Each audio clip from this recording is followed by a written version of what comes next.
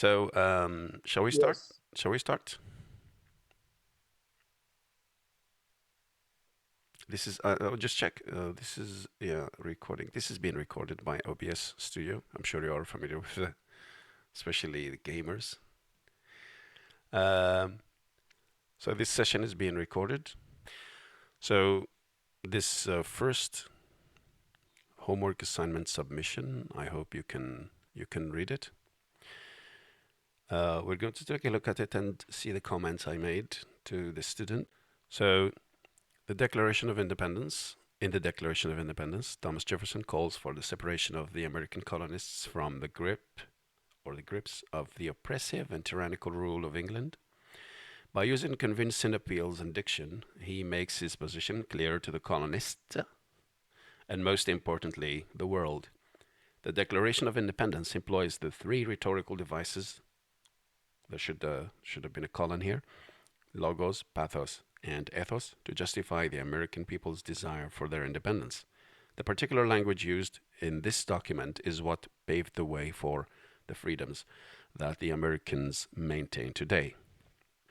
So, uh, what are the issues with this introduction? I don't know if you can read it, but uh, if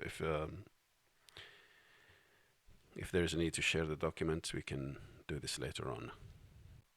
In a rhetorical analysis, of course, the introduction has to be general and not get into the details. Um, this introduction does so, but there is a certain issue. Yeah, the chat. I'm sorry again. I cannot give Well, everyone. the introduction should be objective, I think. Yeah, there is. Is there any problem with objectivity here? I think this tyrannical Alt H. This I tyrannical. mean, when she says tyrannical rule of England, Yes. she's being subjective and saying that England is like, you know, Yeah. I don't know, oppressive, So, so bad, tyrannical. yeah. So instead of analyzing here, it's like the student already takes a very strong position with especially that nowadays when you are addressing readers, modern readers, there has been a lot of revisionism. You know what revisionism is? The going back to history, rereading history, or revising history, and given new perspectives, especially with the left and so on. So taking the situation as if it is a black and white situation, good versus bad. Jefferson and company are good, while Britain is the bad guy, is the villain. This is exaggerated, okay? Especially when you say something like this, American people. There is also another issue. So there are two things. The first one is uh, instead of being an analysis, this introduction, or instead of introducing an analysis, this introduction seems to be introducing uh, a student's opinion or view uh, that agrees with that of Jefferson's. This is one thing. So objectivity. The second one, So yes, I think in a way it's argumentative more than analysis because she's conveying her point of view. yeah. So it looks as if the student is given an argument rather than analyzing the argument. Well, in the end, maybe after in the post analysis, if we can say so, uh, phase, there might be some room for doing this. But now, first of all, the student needs to analyze. So we are analyzing, seeing how uh, such or such a writer or speaker performs the objective of trying to convince people of a certain opinion. The second issue is with a context. Okay, with a context. Uh, Terminology or terms that have certain meanings nowadays might not have had the same meaning at certain times in the past. This is one thing. And second, they might have not existed at all. So, when you say American people, this is the Declaration of Independence. So, the American colonists are already are just declaring their independence, and their independence they are more independent as uh, individual entities than as a big entity. So they have they were trying to break away and to break up with this centralized system of government. And then when you call them American people, it's as if they have already created another centralized government, which is not the case at this point. So they were just uniting because they had a common enemy, of course, but they did not look at themselves really as American people, because the United States is just in the making, in the process of being made. Accepté. Could you just introduce the topic and the context in the intro? Well, in the introduction should be general, but there isn't one way of introducing a topic. But in rhetorical analysis, you should introduce the document. The document has to be introduced and put in its general context. Not, of course, not without getting into many details. Okay, please, the comments try to be patient because I'm reading them from time to time. What else? And then you say devices, please. You have to be careful with the terminology.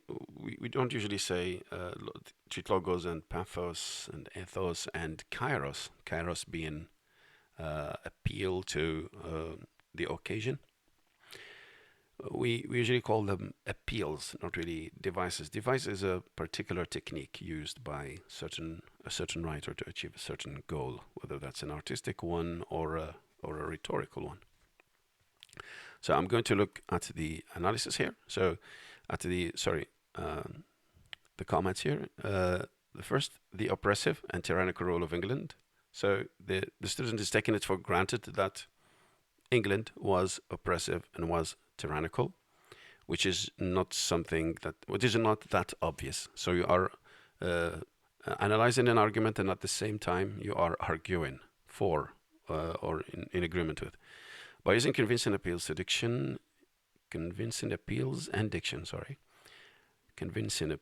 he makes his position. So is Jefferson, again, context, is Jefferson expressing his position here? He's expressing the position of the colonists, not really of certain colonists, okay? Not really to the colonist, but to the colonists, and also to the world. Most importantly, to the world. Yes, I agree with that. Again, the student is still in the introduction. No need for starting a new paragraph, because we are still talking about the overall document, its role, its context, its perhaps its success, and so on. So in addition to this, it should not be taken for granted. There are a lot of things when analyzing certain documents, especially famous documents like these. There is a risk of taking a lot of things for granted, especially using certain discourses, media discourses, or even textbook discourses. It shouldn't be taken for granted that it was a war between Americans and the British. It wasn't only that, American colonists and the British government. It was also a war inside America, because inside the United States, or in the American colonies, there were a lot of colonists who were still loyal to Britain, and they were fighting against the revolutionaries. So it makes sense to say his position, but it's not his position to the colonists. But it is important to keep in mind that it wasn't black and white. It was complex. There was also some foreign powers helping, okay, getting involved, especially France. The Declaration of Independence employs the three rhetorical devices, appeals, I would say. The American people, this remark has to do with the context, so don't take words for granted. Don't take don't take it for granted that they meant the same thing then as they do today. And also think, was there a word, was there a concept called the American people? And especially that these were revolting as colonies and then becoming states. So they were looking at themselves rather as political entities rather than populations. Okay, and it wasn't a time of democracy yet. Democracy would come later with Andrew Jackson, as you might have seen in civilization class. So as if language used in document. So through the introduction of the Declaration, Jefferson set the revolution in context of human history as he initiates what? With in the course of human events. There's something missing here. In the course of human events, okay? Now, what's wrong? Before we go any further, what's wrong with this? A rhetorical analysis. There's something very important missing. There's a big chunk missing here, which is something you have to keep in mind when doing a rhetorical analysis. And this is one of the things that distinguish a rhetorical analysis from textual or literary analysis. Rhetoric, remember what we said about rhetoric and arguments. They never happen in a vacuum. They always happen in certain contexts. And most of the time, the rhetorical situation has a very significant impact on the techniques used, on the language used, on the appeals used. So always remember, there's a certain sender of the message, there is a receiver of the message, and this transmission of the message from sender to receiver happens in a context. It does not happen in a vacuum. So you're not doing a textual, just a purely textual analysis. You are doing a rhetorical analysis and rhetoric. There is a certain function that the writer wants to achieve using the techniques or the language or whatever, and this can only be understood if we take the context into account. So any comments about this through the introduction, directly getting into the document? So what's the problem with this? There is a big part missing, the rhetorical situation. Maybe the student alluded to it in the beginning. Okay, it's like talking about independence, oppression, and desire for freedom and independence. But this is just a summary of the whole situation. There is much to the situation, the rhetorical situation. Yes, go ahead, please. Is it better to introduce a historical background in the body paragraphs when we do our historical analysis? So, for instance, like mentioning why the Declaration of Independence happened and mentioning the war between, the English colonies, the English Empire and the colonies. Yeah, the British colonies and their parliament. Well, I don't know if you have seen the video of the beginning, the rhetorical analysis, especially talking about the rhetorical situation. So okay, so they mentioned the context. That's why I asked you if the context among other things. So you have. So that's why I asked the background if it's among them. Yeah, of course it has to be. Background. Yeah, it should be in the analysis, not mentioned briefly in the introduction. Okay. Yeah. Because when you are analyzing, you are not just looking at the text; you are also making the connection between the text and the context and the overall context. But we prefer to call it rhetorical situation to distinguish it from the historical, cultural, political, economic, social context. So when we say rhetorical situation, remember there is who is speaking or writing, to whom, okay, about what, what's the issue, what is at stake, Sometimes the issue is mistaken when doing a rhetorical analysis, and this shouldn't happen. We have to know what the issue is.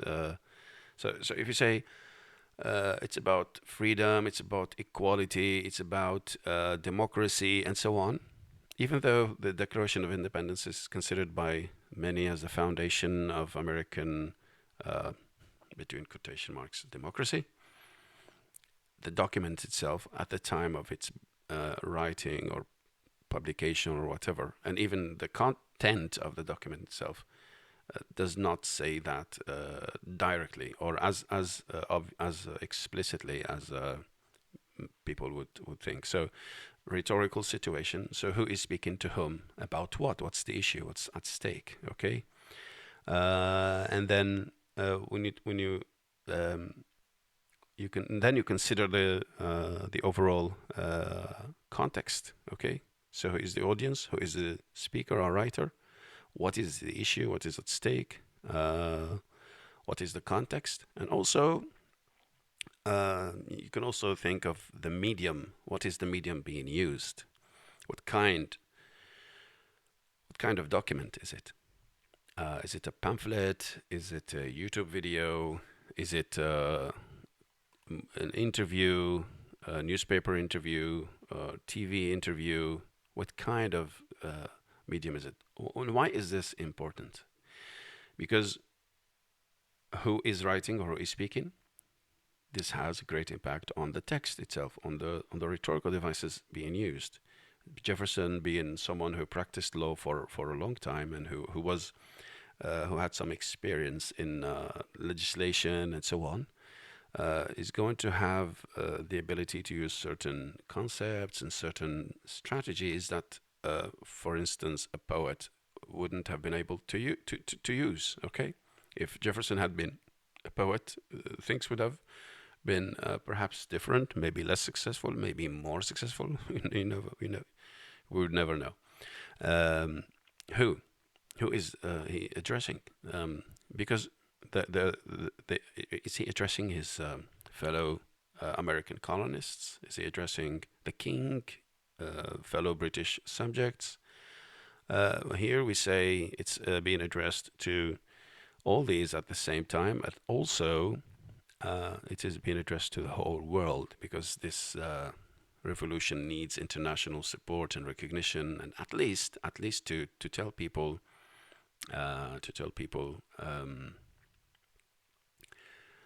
at least not to support Britain against.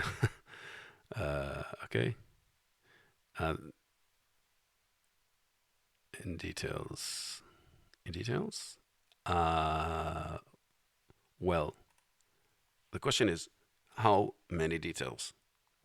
Well, the answer is just look at the document, at the rhetoric, at the purpose, and what what is what are the particularities of the rhetorical situation that have a significant impact on this particular text.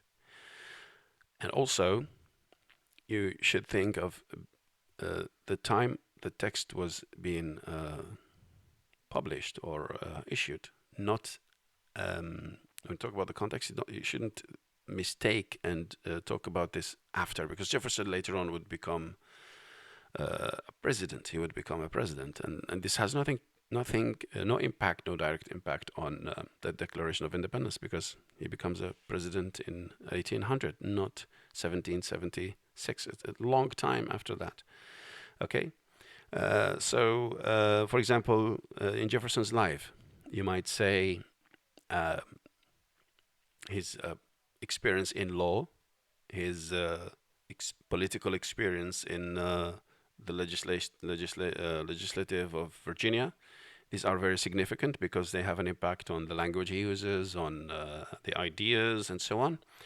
And also the fact that Jefferson is influenced by the Enlightenment. He is a son of the Enlightenment. This is important.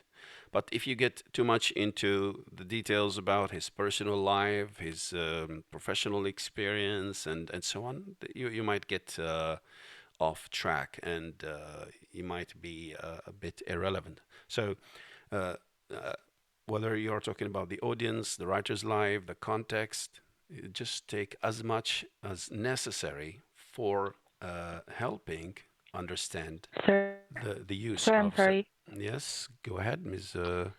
Chimoy. Um, when you're talking about the details about Jefferson and his life and the context, or should we mention all this in the introduction or in the N- development Of, and n- analysis? of course not. Of course not. Because the introduction, remember, you're not introducing the context as much as the document. So in the introduction, you focus on the document. So what kind of document is it? Okay. What is its overall purpose? And if you talk about the context, it's just to give an overview,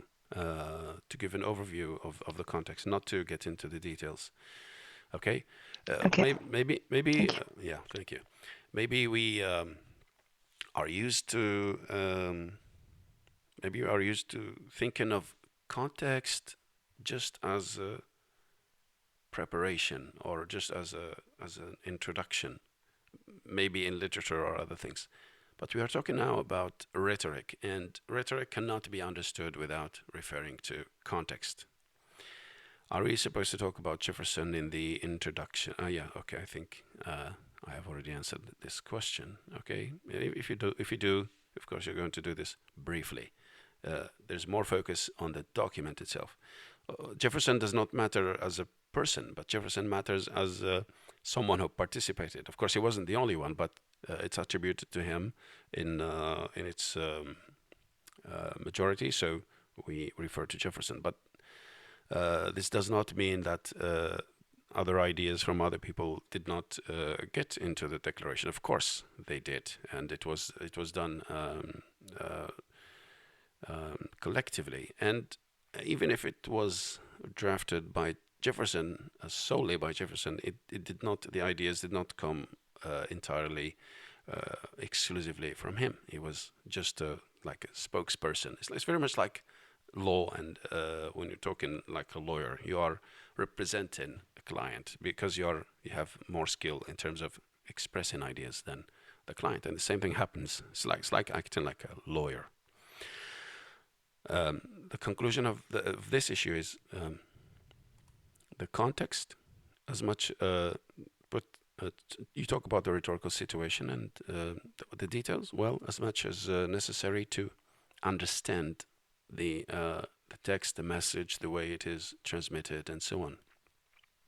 The same thing applies to the historical context. So here we're talking about the 18th century, so the Enlightenment, new ideas about government, breaking up with the idea of the divine rights of kings, um, humanism, thinking of human beings, the beginning of thinking of human beings as individuals rather than as just members of a social group. So there are a lot of important philosophical changes at this time that have a direct impact on the Declaration of Independence. Okay, because take let's travel in time 100 years earlier than let's say 16 or 200 years earlier, for instance.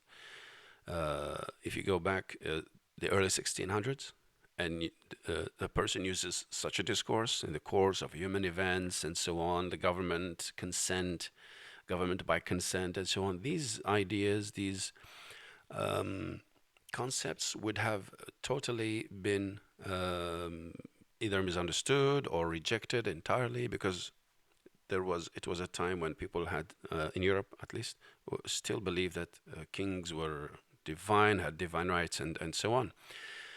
The context is very important because there are the risk goes both ways. You can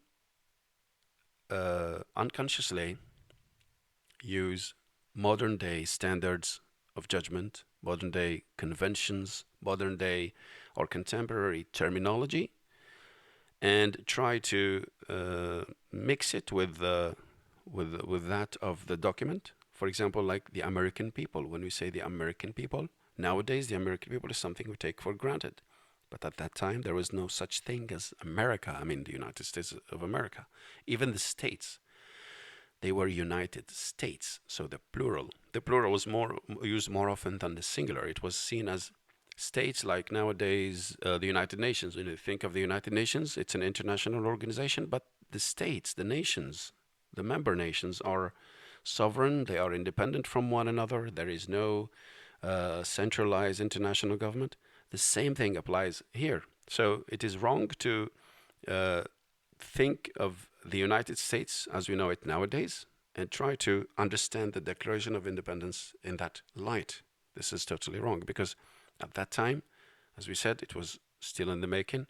It was just being born, and there was no such thing as the American nation, American nationalism, and such things did not exist. Also, democracy was not born yet. It wasn't really democracy; it was republicanism.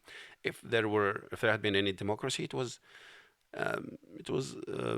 experiment at the experimental stage, and also the context is important because if you go back in time, if you take the Declaration of Independence, take it back in time 100 or 200 years, the concepts, the language would have been alien to the audience because at that time in Western civilization, these concepts had not been born yet. So they were the result or the products of the Enlightenment and of course the religious reformation in Europe had a great impact on contributing to this.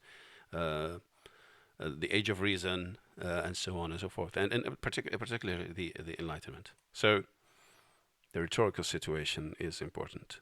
Jefferson, his political experience, his experience in professional experience in law, his influence is being influenced by the Enlightenment ideas and philosophies. He himself being later on an ideologue, he becomes he can be seen as a philosopher also. His ideas are now being studied by political scientists and so on.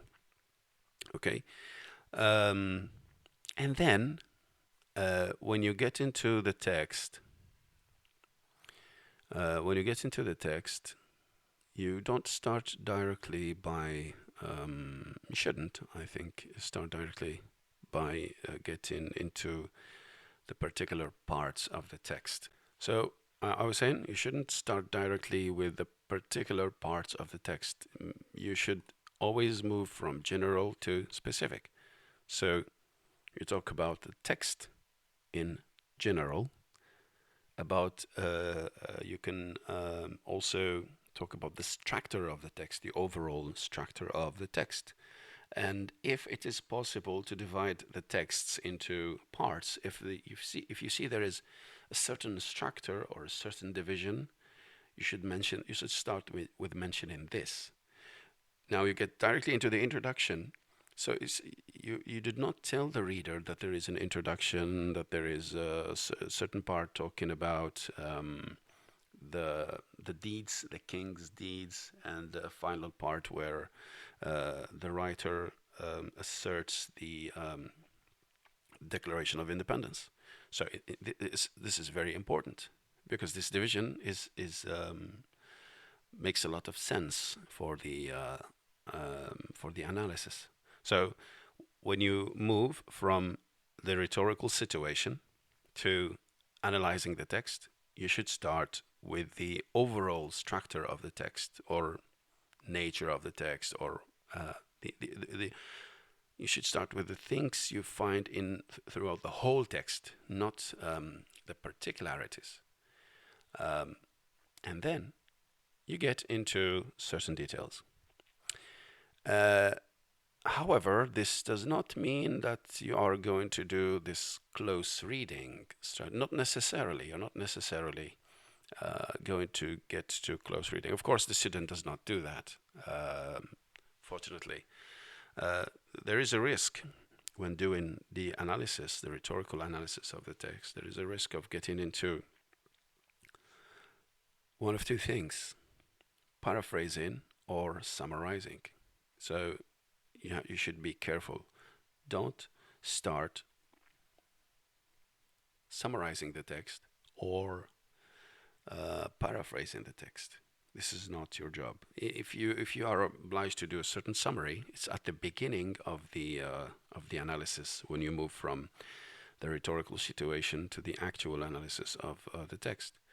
You might give a summary in 2 or 3 lines, maybe in one sentence, and then get into the structure. You can even get the summary in the introduction, in a very brief one sentence summary. But when you get into the analysis, don't summarize the paragraphs, don't paraphrase them. Don't repeat what the writer said in your own words. This doesn't count as analysis unless you follow that, and you follow that with a certain comment. Okay, so let's recapitulate. So the rhetorical situation is as important as the text itself because we are looking at arguments. We are analyzing arguments, and arguments never happen in a vacuum. It's always a certain person trying to convince a certain people in a certain context of a certain idea or a certain statement about a certain issue. Okay, and using a certain medium, speech, a YouTube video, a movie, a poem, a picture. Okay, we won't do visual analysis, but it's also one way of arguing.